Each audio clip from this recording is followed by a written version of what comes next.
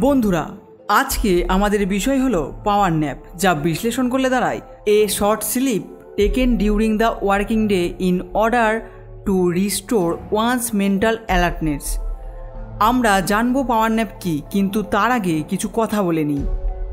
আমরা অনেকেই মনে করি দুপুরে খেয়ে দিয়ে ঘুমানো একদমই বাজে অভ্যাস। আবার অনেকে বলে এতে নাকি মোটা হয়ে যাবার সম্ভাবনা রয়েছে। তো এই কথাগুলো যে পুরোপুরি সত্যি তাও একদমই নয়, কারণ মেডিকেল সায়েন্সের মতে প্রতিটা মানুষের বিশ্রামের দরকার রয়েছে দুপুরবেলায়। হ্যাঁ, একদম ঠিক এবং সত্যিও, কারণ আমাদের মস্তিষ্ক এবং শরীর তখনই ঠিকভাবে কাজ করতে পারবে যখন সে একটু রেস্ট পাবে। আর তাছাড়া আমাদের ব্রেনের পাওয়ারও কয়েক গুণ বেড়ে যাবে। তো এবার জানি পাওয়ার ন্যাপ কী।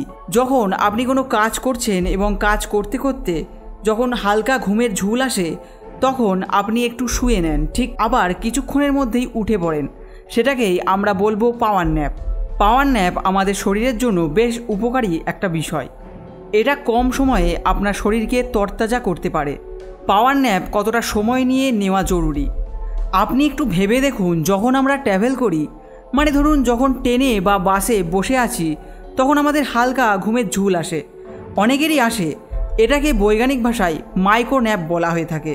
তাদের মত অনুসারে 2 থেকে 5 মিনিটের মাইক্রো ন্যাপে অলস্যভাব দূর হয়।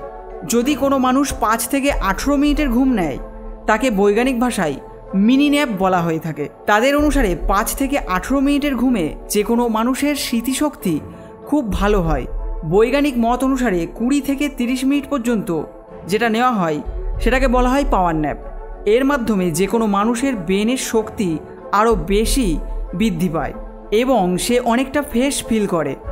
আর যদি আপনি 30 মিনিটের বেশি ঘুম নেন, তবে এটাকে পাওয়ার ন্যাপ বলা যাবে না। পাওয়ার ন্যাপ কখন নিতে হবে? সাধারণত পাওয়ার ন্যাপ আপনি যখন ইচ্ছে নিতে পারেন। প্রতিবারই এটা আপনাকে একই উপকারিতা দেবে, কিন্তু তবুও মেডিকেল সায়েন্সের মতে দুপুরের সময় 1টা থেকে 4টের মধ্যে এই ন্যাপ নিলে খুবই ভালো হয়। কেননা দুপুরের সময় আমাদের শরীর ক্লান্ত থাকে, আর সাথে আমাদের ইচ্ছে শক্তিও কম হয়ে থাকে। পাওয়ার ন্যাপ আপনার জন্য কতটা উপকারী হতে পারে? পাওয়ার ন্যাপ আপনার শরীরের টায়ার্ডনেসকে দূর করতে সাহায্য করবে এবং আপনাকে একটা ঝকমকে এবং ফ্রেশ ফিল এনে দেবে।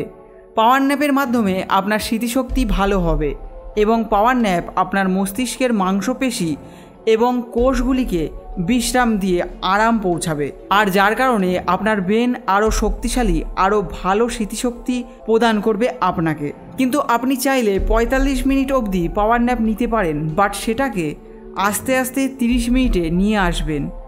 প্রথম হবে না, অভ্যাসের মাধ্যমে সেটা সম্ভব।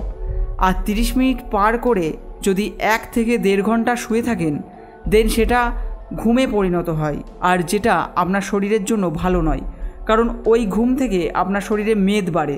তাই একটু অভ্যাস করুন, খুব ভালো রেজাল্ট পাবেন। বন্ধুরা, আমি এই ভিডিওতে সব কথাই পুরো ডিটেলে বোঝানোর চেষ্টা করলাম।